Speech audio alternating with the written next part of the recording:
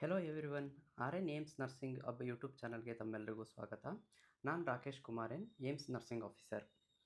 ಇವತ್ತಿನ ವಿಡಿಯೋದಲ್ಲಿ ನಾನು ನಾರ್ಸೆಟ್ 10 ಬಗ್ಗೆ ಏನೆಲ್ಲ ಸಿಲೆಬಸ್ ಇದೆ, ಯಾವುದು ಮೇಜರ್ ಸಬ್ಜೆಕ್ಟ್ ಇದೆ, ಯಾವುದು ಮೈನರ್ ಸಬ್ಜೆಕ್ಟ್ ಇದೆ, ಮತ್ತು ಜಿ ಕೆಯಲ್ಲಿ ಏನೆಲ್ಲ ಕೇಳ್ತಾರೆ ಅನ್ನೋದ್ರ ಬಗ್ಗೆ ಇವತ್ತು ನಾನು ತಿಳಿಸ್ಕೊಡ್ತೇನೆ. ಈಗ ಆಲ್ರೆಡಿ ನಾರ್ಸೆಟ್ 9 ಪ್ರಿಲಿಮ್ಸ್ ರಿಸಲ್ಟ್ ಬಂದಿದೆ. ಪ್ರಿಲಿಮ್ಸಲ್ಲಿ ಯಾರೆಲ್ಲ ಕ್ವಾಲಿಫೈ ಆಗಿದ್ದೀರಾ ತಮ್ಮೆಲ್ಲರಿಗೂ ಕಂಗ್ರ್ಯಾಚುಲೇಷನ್, ಮತ್ತು ನಿಮ್ಮ ಮೇನ್ಸ್ ಎಕ್ಸಾಮ್ಗೆ ಬೆಸ್ಟ್ ಆಫ್ ಲಕ್. ಹಾಗೆ ಯಾರೆಲ್ಲ ಪ್ರಿಲಿಮ್ಸಲ್ಲಿ ಕ್ವಾಲಿಫೈ ಆಗಿಲ್ಲ ಮತ್ತು ಯಾರೆಲ್ಲ ನಾರ್ಸೆಟ್ 10ಗೆ ಪ್ರಿಪೇರ್ ಆಗ್ತಾ ಇದ್ದೀರಾ ಅವ್ರಿಗೆ ನಾನು ತಿಳಿಸುವಂಥ ಈ ಸಿಲೆಬಸ್ಸು ನಿಮಗೆ ತುಂಬ ಹೆಲ್ಪ್ ಆಗುತ್ತೆ. ಈ ವಿಡಿಯೋನ ಮಿಸ್ ಮಾಡದೆ ಕೊನೆವರೆಗೂ ನೋಡಿ. ಬನ್ನಿ ವಿಡಿಯೋನ ಸ್ಟಾರ್ಟ್ ಮಾಡೋಣ.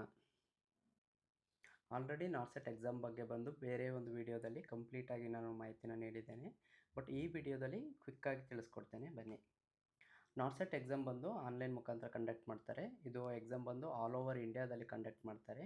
ಈ ಎಕ್ಸಾಮ್ನ ನಾವು ಎರಡು ಥರ ನೋಡ್ಬೋದು. ಒಂದು ಪ್ರಿಲಿಮ್ಸು, ಅದನ್ನ ಸ್ಟೇಜ್ 1 ಅಂತ ಕರಿತೇವೆ, ಮತ್ತು ಮೇನ್ಸು, ಇದನ್ನು ನಾವು ಸ್ಟೇಜ್ 2 ಆಗಿ ಕರೀತಾರೆ.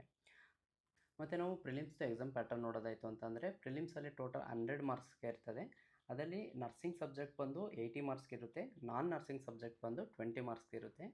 ಟೋಟಲ್ಲು ನಮಗೆ ಎಕ್ಸಾಮ್ ಡ್ಯೂರೇಷನ್ ಬಂದು 90 ಮಿನಿಟ್ಸ್ ಇರುತ್ತೆ.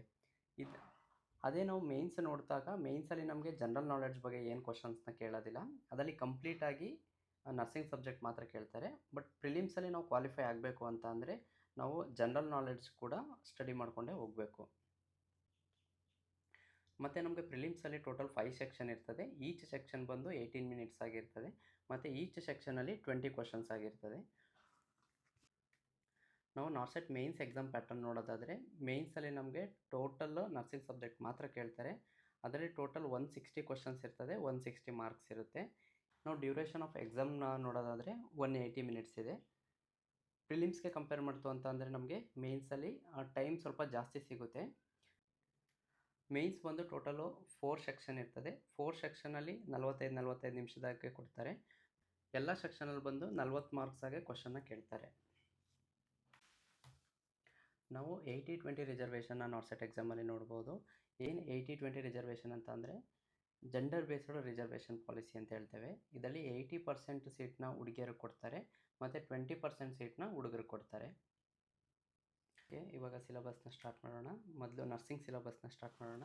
ನರ್ಸಿಂಗ್ ಸಿಲೆಬಸ್ಸಲ್ಲಿ ನಾವು ನೋಡೋದಾದರೆ ಮೇಜರ್ ಸಬ್ಜೆಕ್ಟ್ ಅಂತ ಹೇಳಿ ತಗೊಳ್ತೇವೆ. ಮೇಜರ್ ಸಬ್ಜೆಕ್ಟ್ ಅಂತ ಅಂದ್ರೆ ಅದರಲ್ಲಿ 70-80% ಬಂದು ಆ ಮೇಜರ್ ಸಬ್ಜೆಕ್ಟಲ್ಲಿ ಕೇಳ್ತಾರೆ. ಮತ್ತು ಮೈನರ್ ಸಬ್ಜೆಕ್ಟ್ ಏನಿದೆ ಅದರಲ್ಲಿ 10-20% ಆಗಿ ಮೈನರ್ ಸಬ್ಜೆಕ್ಟಿಂದ ಕ್ವಶನ್ಸ್ನ ತೆಗಿತಾರೆ. ನಾವು ನರ್ಸಿಂಗ್ ಮೇಜರ್ ಸಬ್ಜೆಕ್ಟ್ನ ನೋಡೋದಾದರೆ ಅರೌಂಡ್ 80% ಕ್ವಶನ್ಸ್ ಬಂದು ಮೇಜರ್ ಸಬ್ಜೆಕ್ಟಲ್ಲೇ ತೆಗಿತಾರೆ. ಆ ಮೇಜರ್ ಸಬ್ಜೆಕ್ಟು ನಾವು ಯಾವ್ಯಾವುದು ಅಂತ ನೋಡೋದಾದರೆ fundamental of nursing, medical surgical nursing, paediatric nursing, OBG ಮತ್ತು ಸೈಕ್ಯಾಟ್ರಿ. ಈ 80% ಬಂದು ಬರೀ ಪ್ರಿಲಿಮ್ಸಲ್ಲಿ ಮಾತ್ರ 80% ಕೇಳ್ತಾರೆ ಅಥವಾ ಮೇನ್ಸಲ್ಲಿ 80% ಕೇಳ್ತಾರೆ ಅಂತ ಹೇಳೋಕ್ಕಾಗಲ್ಲ.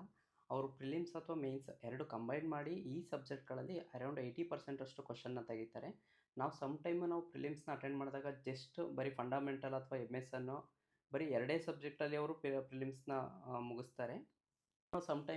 ಪ್ರಿಲಿಮ್ಸ್ನ ನಾವು ಅಟೆಂಡ್ ಮಾಡಿದಾಗ ಅದ್ರಲ್ಲಿ ಜಸ್ಟ್ ಬರೀ OBG ಅಥವಾ ಮೆಡಿಕಲ್ ಸರ್ಜಿಕಲ್ ನರ್ಸಿಂಗು ಅಥವಾ ಪೀಡಿಯಾಟ್ರಿಕ್ ನರ್ಸಿಂಗು ಇಷ್ಟನ್ನು ಮಾತ್ರ ಕೇಳಿ ಸೈಕ್ಯಾಟ್ರಿಯಿಂದ ಕ್ವಶನ್ ತೆಗಿದೇ ಇರ್ಬೋದು, ಅಥವಾ ಕಮ್ಯುನಿಟಿ ಹೆಲ್ತ್ ನರ್ಸಿಂಗಿಂದ ಕ್ವಶನ್ ತೆಗಿದೇ ಇರ್ಬೋದು.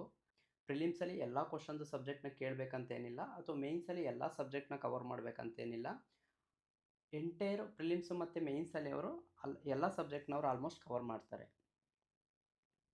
ಹಾಗೆ ನಾವು ನರ್ಸಿಂಗಲ್ಲಿ ಮೈನರ್ ಸಬ್ಜೆಕ್ಟ್ನ ನೋಡೋದಾದರೆ, ಮೈನರ್ ಸಬ್ಜೆಕ್ಟಿಂದ ನಮಗೆ ಅರೌಂಡ್ 20 ಮಾರ್ಕ್ಸಿಗೆ ಬರ್ತದೆ. ಮೈನರ್ ಸಬ್ಜೆಕ್ಟ್ ಬಂದು ನಮಗೆ ತುಂಬಾ ಸಬ್ಜೆಕ್ಟ್ಸ್ ಇದೆ.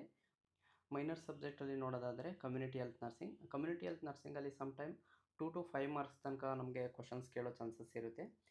ಹಾಗೆ ಅನಾಟಮಿ ಮತ್ತು ಫಿಸಿಯಾಲಜಿ, ಇದರಿಂದ ಅಂಥ ಕ್ವಶನ್ಸ್ ಏನು ನಾರ್ಸೆಟಲ್ಲಿ ಕೇಳೋದಿಲ್ಲ. ಮತ್ತು ಮೈಕ್ರೋಬಯಾಲಜಿ, ಇದರಲ್ಲೂ ಅಷ್ಟೇ ರ್ಯಾರ್ ಆಗಿ ಕ್ವಶನ್ಸ್ ತೆಗಿತಾರೆ, ಎಲ್ಲ ಟೈಮ್ ಕ್ವಶನ್ಸ್ ಬರೋದಿಲ್ಲ. ಹಾಗೆ ಬಯೋಕೆಮಿಸ್ಟ್ರಿ, ನ್ಯೂಟ್ರಿಷನಿಂದ ಆಲ್ಮೋಸ್ಟು 1 ಅಥವಾ 2 ಮಾರ್ಕ್ಸ್ ಬರೋ ಚಾನ್ಸಸ್ ಇರುತ್ತೆ. ಮತ್ತು ನರ್ಸಿಂಗ್ ಮ್ಯಾನೇಜ್ಮೆಂಟು, ಇದರಲ್ಲಿ ಆಲ್ಮೋಸ್ಟು ನಾನು ನೋಡಿದಾಗ ಯಾವ ಟೈಮು ಕೇಳಿಲ್ಲ. ಮತ್ತು ಡ್ರಗ್ ಸ್ಟೋರ್ ಮತ್ತು management, environmental hygiene, communication and education, ಮತ್ತು ಫಾರ್ಮಕಾಲಜಿ ಮತ್ತು ಪ್ಯಾಥಾಲಜಿ ಆ್ಯಂಡ್ ಜೆನೆಟಿಕ್ಸ್. ನಾವಿಲ್ಲಿ ನೋಡ್ಬೋದು ಡ್ರಗ್ ಸ್ಟೋರ್ ಮ್ಯಾನೇಜ್ಮೆಂಟ್ ಅಥವಾ ಫಾರ್ಮಕಾಲಜಿ ಏನಿದೆ, ನಾವು ಇದನ್ನು ಮೈನರ್ ಸಬ್ಜೆಕ್ಟಾಗಿ ಇಟ್ಟಿದ್ದೀವಿ. ಬಟ್ ಕೆಲವೊಂದನ್ನು ನಾವು ನೋಡ್ತು ಅಂತ ಅಂದರೆ ಲೈಕ್ ಲೀಥಿಯಮ್ ಆಗ್ಬೋದು, ಅಥವಾ ಟ್ರೋಪಿನಟಿನಾಲಿನ್ ಆಗ್ಬೋದು, ಅಥವಾ ಮೆಗ್ನೀಷಿಯಮ್ ಸಲ್ಫೇಟ್ ಆಗ್ಬೋದು. ಈ ಥರ ಕೆಲವೊಂದು ಡ್ರಗ್ನ ನಾವು ಡಿಸೀಸ್ ಕಂಡೀಷನಲ್ಲೇ ನಾವು ಸ್ಟಡಿ ಮಾಡಬೇಕಾಗ್ತದೆ. ಅದು ನಾನ್ ನರ್ಸಿಂಗ್ ಸಿಲೆಬಸ್ಸು. ಇದ್ರಲ್ಲಿ ಬಂದು Indian current affairs, Indian politics, Indian famous places, general science, Indian history, Indian parliaments, Indian rivers, lakes and seas, Indian sports latest updates, Indian tourism, Indian artists, national and international news, countries and capitals, famous authors and books, famous days and dates, latest general knowledge, ಹಾಗೆ English, computer, directions, coding, decoding, number series, sitting arrangement, missing number and analogues. ನಾವು non nursing ಸಿಲೆಬಸ್ಸಲ್ಲಿ ಏನಂತ ಅಂದರೆ, ನಾವು ಇಷ್ಟೆಲ್ಲ ಸಿಲೆಬಸ್ನ ನಾವು ನಾನ್ ನರ್ಸಿಂಗಲ್ಲಿ ನೋಡಿದ್ರೆ ತುಂಬ ಅಂತ ಕಾಣುತ್ತೆ. ಬಟ್ ಏನಂತ ಅಂದರೆ ನಾರ್ಸೆಟಲ್ಲಿ ಅವರು ಇಷ್ಟೊಂದೆಲ್ಲ ಏನು ಕೇಳೋಕ್ಕೆ ಹೋಗಲ್ಲ. ಅವರು ತುಂಬ ಕಡಿಮೆ ಅಂದರೆ ತುಂಬ ಕಡಿಮೆಯಾಗಿ ಕೇಳ್ತಾರೆ. ಸಮ್ ಟೈಮು ಜಸ್ಟ್ ಬರೀ ಇಂಗ್ಲೀಷ್ನೇ ಕೇಳೋದಿರುತ್ತೆ. ಲೈಕ್ ಸಮಾನಾರ್ಥಕ ಪದ, ವಿರುದ್ಧ ಪದ, ಅಥವಾ ಫಿಲ್ ಇನ್ ದಿ ಬ್ಲ್ಯಾಂಕ್ಸು, ಅಥವಾ ಏನೋ ಒಂದು ಸೆಂಟೆನ್ಸ್ನ ಕೊಟ್ಟು ಫಿಲ್ ಇನ್ ದಿ ಬ್ಲ್ಯಾಂಕ್ಸ್ ಮಾಡಿ ಅಂತ ಹೇಳ್ತಾರೆ. ಮತ್ತು ಕೋಡಿಂಗ್, ಡಿಕೋಡಿಂಗು ಮತ್ತು ನಂಬರ್ ಸೀರೀಸ್ ಆಲ್ಮೋಸ್ಟ್ ಕೇಳ್ತಾ ಇರ್ತಾರೆ ಇದನ್ನು. ಮತ್ತು ಟ್ರಯಾಂಗಲ್ಲು ಅಥವಾ ಸರ್ಕಲ್ ಈ ಥರ ಕೊಡೋದು ಕೂಡ ರ್ಯಾರು. ಬಟ್ ಏನಂತಂದರೆ ನಾವು ಜಿ ಕೆನ ಒಟ್ಟಿನಲ್ಲಿ ಕಂಪ್ಲೀಟಾಗಿ ಕಲಿತು ಅಂತ ಅಂದರೆ ಮಿಸ್ ಮಾಡದೆ ನಮಗೆ ಜಿ ಕೆಲಿ ನಾವು ಅದೇನು 20 ಕ್ವಶನ್ಸ್ ಬರ್ತದೆ, 20ರಲ್ಲಿ ನಾವು 15 ಗಂಟೆ ನಾವು ಮಾರ್ಕ್ಸ್ನ ತಗೊಳ್ಬೋದು ಆರಾಮಾಗಿ. ನರ್ಸಿಂಗ್ ಸಬ್ಜೆಕ್ಟ್ ಬಗ್ಗೆ ನೋಡುವಾಗ ಏನಾಗ್ತದೆ ಅಂತಂದರೆ, ನಮ್ಗೆ ಯಾವುದೇ ಕಂಪ್ಲೀಟಾಗಿ ಇದೇ ಪರ್ಟಿಕ್ಯುಲರಾಗಿ ಒಂದು ಬುಕ್ಸ್ ಇದೆ ನಾರ್ಸೆಟ್ ಎಕ್ಸಾಮ್ಗೆ ಅಂತ ಯಾವುದೇ ಬುಕ್ ಇಲ್ಲ. ನಾವು ಬೇರೆ ಬೇರೆ ಬುಕ್ಕನ್ನು ನಾವು ಓದಬೇಕಾಗ್ತದೆ. ಇಂಕ್ಲೆಕ್ಸ್ ಆಗಿರ್ಬೋದು, ಅಥವಾ ಟಾರ್ಗೆಟ್ ಐ, ಅಥವಾ ಪಿ ಆರ್ ಅದವು, ಈ ಥರ ನಾವು ಬೇರೆ ಬೇರೆ ಬುಕ್ಕನ್ನು ನಾವು ಸ್ಟಡಿ ಮಾಡಬೇಕಾಗ್ತದೆ. ಬಟ್ ಯಾವುದೇ ಬುಕ್ಕಲ್ಲಿ ಕಂಪ್ಲೀಟಾಗಿ ಏನು ನಾರ್ಸೆಟ್ ಎಕ್ಸಾಮ್ಗೆ ಕ್ವಶನ್ಸ್ ಕೇಳ್ತಾರೆ ಆ ಥರ ಕಂಪ್ಲೀಟ್ ಸಿಲೆಬಸ್ ಯಾವುದೇ ಬುಕ್ಕಲ್ಲಿ ನಮ್ಗೆ ಸಿಗೋದಿಲ್ಲ. ನಾವು ಸಮ್ ಟೈಮ್ ಬುಕ್ಸನ್ನು ಓದಬೇಕಾಗ್ತದೆ, ಯೂಟ್ಯೂಬಲ್ಲಿ ನೋಡಬೇಕಾಗ್ತದೆ, ಸಮ್ ಟೈಮ್ ಗೂಗಲಲ್ಲಿ ಸರ್ಚ್ ಮಾಡಬೇಕಾಗ್ತದೆ, ಅಥವಾ ನಾವು ಏನು ನರ್ಸಿಂಗ್ ಮಾಡುವಾಗ ನಾವು ಏನು ಸ್ಟಡಿ ಮಾಡಿರ್ತೀವಿ ಆ ಬುಕ್ಸ್ನು ಕೂಡ ನಾವು ಸ್ಟಡಿ ಮಾಡಬೇಕಾಗ್ತದೆ. ಬಟ್ ಏನಂತಂದರೆ ನಾವು ಎಷ್ಟೇ ಸ್ಟಡಿ ಮಾಡಿದ್ರೂ ಕೂಡ ಅದು ಏನು ಟಾಪಿಕ್ಸ್ ಇದೆ ಆ ಟಾಪಿಕ್ನ ನಾವು ಆಲ್ಮೋಸ್ಟ್ ಕಂಪ್ಲೀಟ್ ಮಾಡೋಕ್ಕೆ ಆಗೋದಿಲ್ಲ.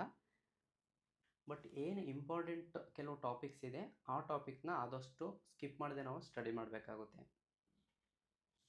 ನಾನು ಮುಂದಿನ ವೀಡಿಯೋದಲ್ಲಿ important subject and topics wise ವೀಡಿಯೋನ ಮಾಡ್ತೇನೆ. ಎಲ್ಲರೂ ಕೂಡ ವೀಡಿಯೋನ ನೋಡಿ ಅಂತ ಕೇಳ್ಕೊಳ್ತೇನೆ. ಈ ವಿಡಿಯೋ ನಿಮಗೆ ಇಷ್ಟ ಆಯಿತು ಅಂತಂದರೆ ದಯವಿಟ್ಟು ಲೈಕ್ ಮಾಡಿ. ಹಾಗೆ ನಿಮ್ಮ ಯಾರೆಲ್ಲ ಸ್ನೇಹಿತರು ನಾರ್ಸೆಟ್ಗೆ ಪ್ರಿಪೇರ್ ಆಗ್ತಿದ್ದಾರೆ ಅಥವಾ ಅದರ್ ನರ್ಸಿಂಗ್ ಎಕ್ಸಾಮ್ ಪ್ರಿಪೇರ್ ಆಗ್ತಿದ್ದಾರೆ ಅವ್ರಿಗೆ ಈ ವಿಡಿಯೋನ ಶೇರ್ ಮಾಡಿ. ಹಾಗೆ ಇದರಲ್ಲಿ ಏನಾದರೂ ಇನ್ನೂ ಇಂಪಾರ್ಟೆಂಟ್ಸ್ ಅಥವಾ ಏನಾದರೂ ಚೇಂಜಸ್ ಮಾಡಬೇಕು ಅನ್ನೋದಿದ್ದರೆ ಈ ಕಮೆಂಟ್ಸ್ ಬಾಕ್ಸಲ್ಲಿ ತಿಳಿಸಿ. ಈ ವಿಡಿಯೋನ ಸಂಪೂರ್ಣವಾಗಿ ನೋಡಿದ್ದಕ್ಕೆ ತಮ್ಮೆಲ್ಲರಿಗೂ ಧನ್ಯವಾದಗಳು. Thank you.